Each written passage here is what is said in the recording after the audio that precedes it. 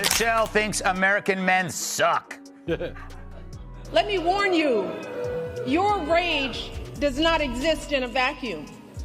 If we don't get this election right, your wife, your daughter, your mother, we as women will become collateral damage to your rage. To the women listening, we have every right to demand that the men in our lives do better. There are moments on live television that feel like a polite sparring match, and then there are moments that feel like a building is being brought down by a controlled demolition. When Greg Gutfeld set his sights on Michelle Obama, it was undeniably the latter. He didn't just lob a few jokes, he arrived with a rhetorical wrecking ball, ready to dismantle the carefully constructed glossy image of one of the world's most protected and beloved public figures. This wasn't just commentary, it was a public deconstruction, a methodical peeling back of every layer of the curated persona that America had been sold for over a decade. He walked onto the stage with the kind of smirk that promised to ruin a publicist's entire weekend, and by the time he was done, even her most ardent supporters were left blinking, wondering if the Queen of Grace had just been exposed as the queen of a very different kind of game. It was an act so audacious, so utterly defiant of unspoken media rules, that it sent a shockwave through the political landscape. Have to use our voices to make these choices clear to the men that we love. Our lives are worth more than their anger and disappointment. What's that pitter-patter sound I'm hearing in the background? It's the footsteps of Barack running to vote for Trump. So, Kat, they know that they're having a hard time with men. Right. Doesn't seem like this is the right strategy. No. She basically says that they're even if they run Michelle. According to a new poll, Michelle Obama isn't as strong a Democratic candidate against former President Donald Trump as many Dems would have you believe. In a hypothetical matchup, my favorite kind, Trump wins with 47% of the vote compared to Michelle Obama's 44%. I guess some of the kids whose school lunches she ruined are finally old enough to vote. The attack began not with a bang, but with a quiet surgical strike at the very foundation of her power, the myth of her political invincibility. For years, the narrative in Democratic circles was that Michelle Obama was their ultimate secret weapon, a beloved figure who could swoop in and win any election with ease. Gutfeld treated this idea with open contempt. He didn't just question it, he brought out the data to shatter it. He brandished a new poll that sent a quiet panic through the political establishment, one that showed a hypothetical 2024 matchup where Donald Trump was actually ahead of Michelle, 47% to 44%. The silence in the studio was palpable. With a devilish grin, Gutfeld twisted the knife, casually suggesting that perhaps some of the kids whose school lunches she ruined are finally old enough to vote. In one swift, brutal motion, the massive political balloon of her inevitable victory was punctured. He showed that the Empress, despite her popularity, might have no clothes when it came to a real political fight. Rumors continue to escalate for the Obamas. Hopefully they can settle it like men.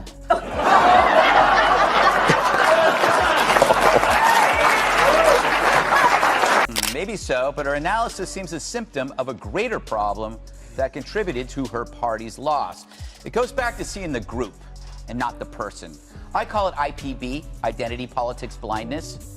They lost not because Hillary was a woman, they lost because all they saw was a woman. Meanwhile, Trump took nothing for granted.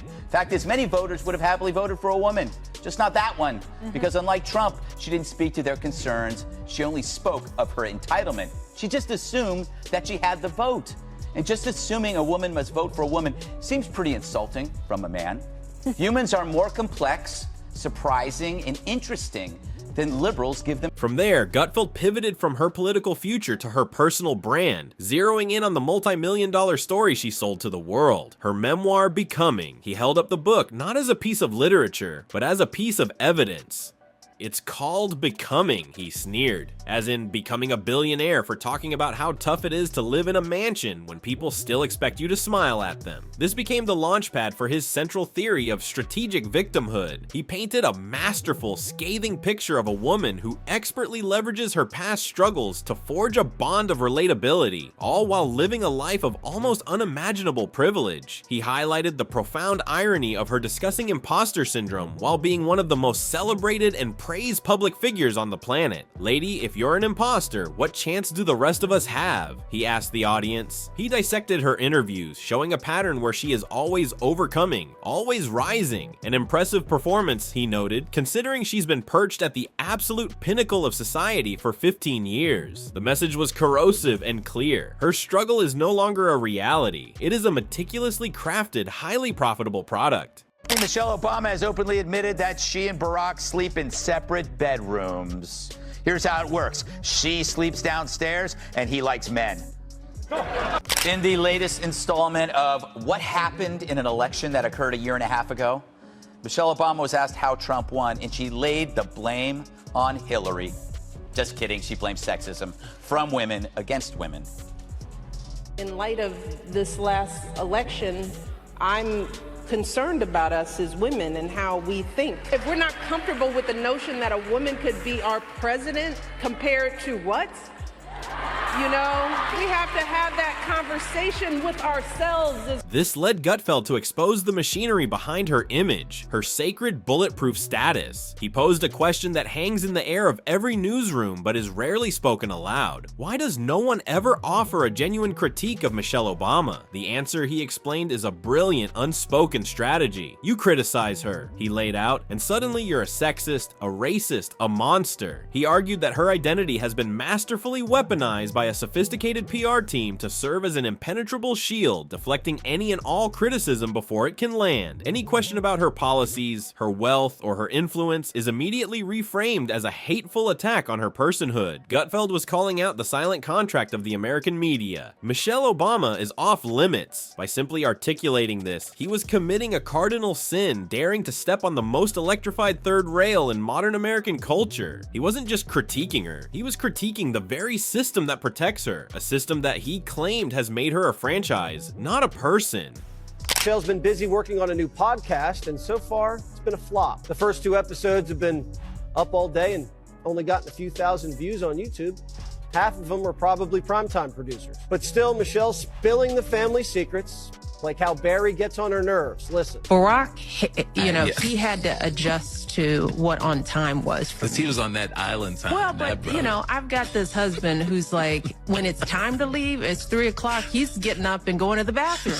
And I was like, dude, like 3 o'clock departure means you've done all that, It's like, don't start looking for your glasses, at the 3 o'clock. I'm going to talk to you about Michelle Obama's ongoing midlife meltdown, like her, as you put it, her Stegosaurus hairdos. The utterance the other day, she says she's transitioning. I mean, I think we both know what she's trying to do by using that word. Yeah. I mean, what do you make of all of this? Like, what's going on in that psyche? I think that transitioning line was meant to get attention because her podcast is failing. No one wants to watch it, and she's not used to that. She's used to being the center of attention.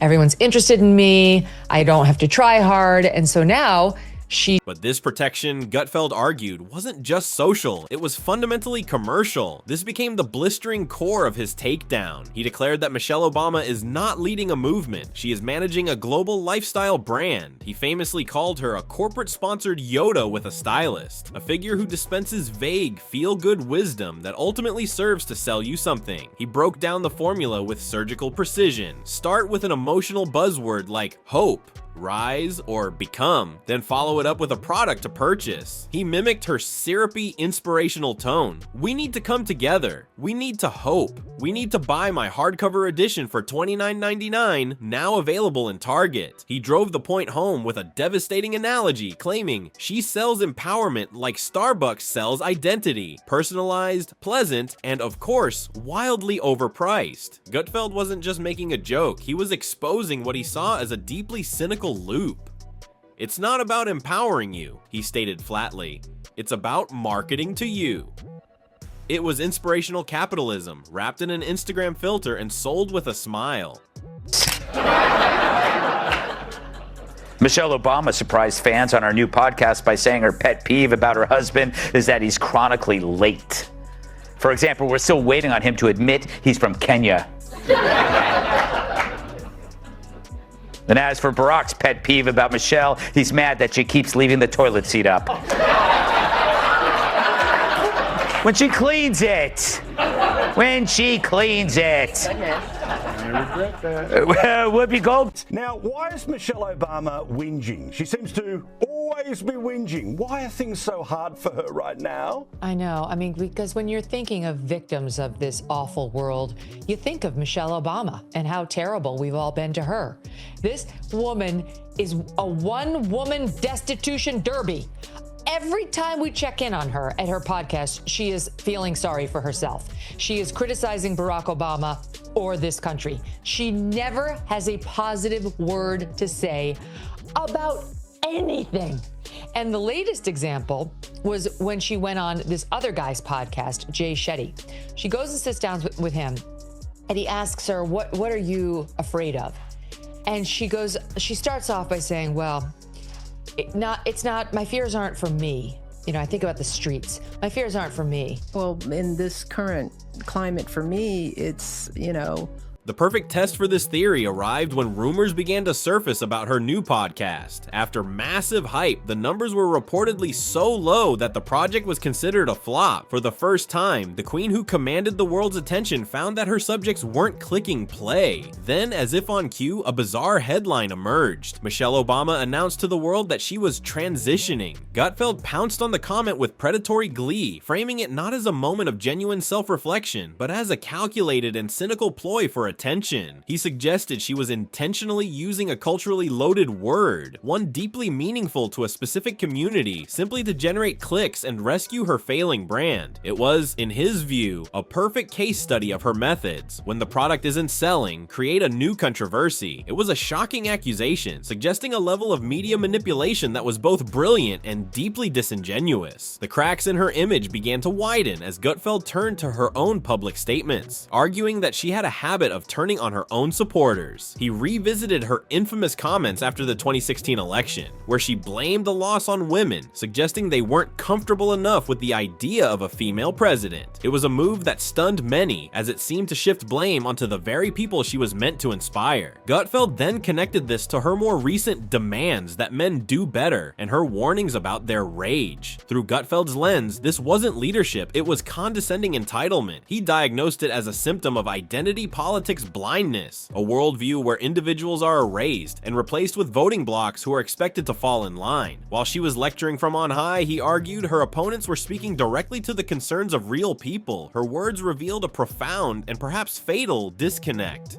Then, Gutfeld delivered his most sweeping and destructive blow, aimed not at her personality or her politics, but at the very substance of her entire legacy. He issued a challenge to his viewers: look past the soaring speeches and the glossy magazine covers, and try to name a single, measurable achievement from her much-publicized initiatives. The silence that followed was his point. Her legacy, he argued, is not built on concrete outcomes, it's built on vibes. He described it as a masterpiece of emotional resonance, curated playlists, and speeches about perseverance backed by a gospel choir. While it all feels wonderful, he said, it doesn't actually fix anything. He then unleashed his most lethal analogy. You know what else feels good? A warm bath. That doesn't mean it's fixing the damn pipes. The audience erupted, not just in laughter, but in recognition of the uncomfortable truth he had just laid bare. He claimed we don't get results from her work, we get merch. In Gutfeld's final devastating analysis, Michelle Obama has achieved something far greater than the presidency. She doesn't need to run for office because she already governs something far more powerful: public perception. He crowned her the Empress of Optics, a political figure who has mastered the art of managing how people feel rather than what they think. When you control the emotional landscape with that level of precision, you don't need policies, ballots, or debate. You have something far more potent, unquestioned, unassailable influence. Gutfeld leaned back, the demolition complete, and delivered his final chilling conclusion. Michelle Obama, he said, has perfected the role of the ultimate brand manager, and in this vast commercialized political theater, we are not the clients being served. We are the product being sold.